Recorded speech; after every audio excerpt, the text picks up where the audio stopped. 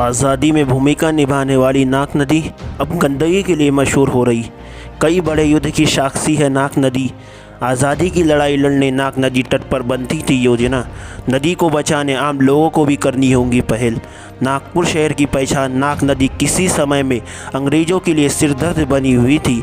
नागपुर से आज़ादी की लड़ाई की अधिकतर रणनीति नाक नदी के किनारे बने मंदिरों और घाटों पर ही बनती थी। जानकारों का कहना है कि नदी के किनारे वरिष्ठ और जवान बैठकर योजना बनाने के साथ ही फैसले लिया करते थे।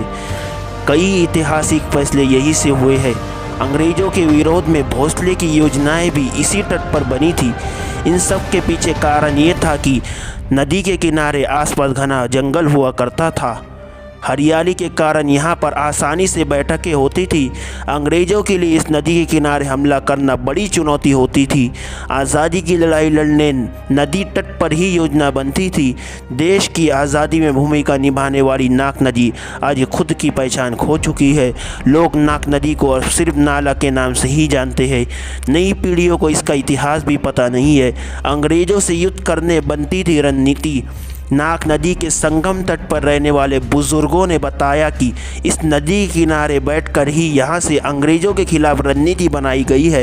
युद्ध की रणनीति के लिए होने वाली बैठकों में उस वक्त के दिग्गज नेताओं के साथ देश के युवा जवान भी शामिल होते थे।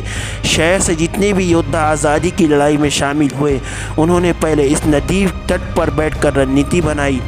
अब 17 किलोमीटर तक सिर्फ कचरा और गंदगी। नदी इतना प्रदूषित हो चुकी है कि साफ पानी को दूर दूर तक साफ जगह तक नहीं दिखती। 17 किलोमीटर के दायरे में नदी के हर हिस्से में कचरा फैला हुआ है।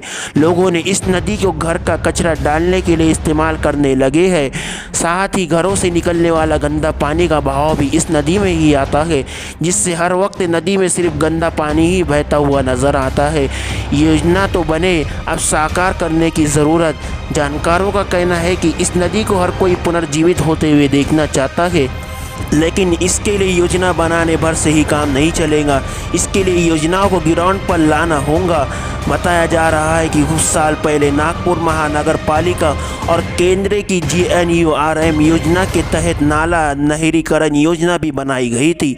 इसके लिए 248 करोड़ रुपए का प्रस्ताव था, लेकिन ये योजना सिर्फ योजना बनकर ही रह गई। सामाजिक संस्थाओं को भी आगे आना चाहिए। नाग नदी को जानने वालों का कहना है कि तत्कालीन महापौर देवेंद्र फडणवीस के समय 1995 से 2000 में नदी के सौंदर्यीकरण के लिए भी योजना बनाई गई थी, जिसमें एक संस्था ने भी मदद करने की बात कही थी। बाद में केंद्रीय नदी संरक्षण प्रकल्प में नाग नदी को शामिल भी किया गया, जिसमें 30 करोड़ रुपए की भी मंजूरी हुई, लेकिन ये कार्य शुरू से ही नहीं हो सका। नदी को वापस पुनर्जीवित करना है तो अब सामाजिक संस्थाओं को भी आगे आना होगा, ताकि सबके सहयोग से नाक नदी वापस अपनी पहचान पा सके। सबसे पहले लोगों को ही करनी होगी पहल। सिर्फ शासन प्रशासन की ही जिम्मेदारी नहीं है, नाग नदी हम सब की जिम्मेदारी है। ये एक पहचान है जिसे बचाना शासन के साथ साथ आम इंसान का भी कर्तव्य है। अभी नदी की सबसे ज़्यादा दुर्दशा नदी के किनारे बसने वाले लोगों ने ही की है। घरों के कचरों से लेकर गंदा पानी तक नदी में प्रवाहित किया जा रहा है। जगह जगह नदी पर कब्जा कर घर दुकान तक बना लिए गए हैं। आम लोगों को इस नदी को बचाने के लिए पहल करने की ज़रूरत है।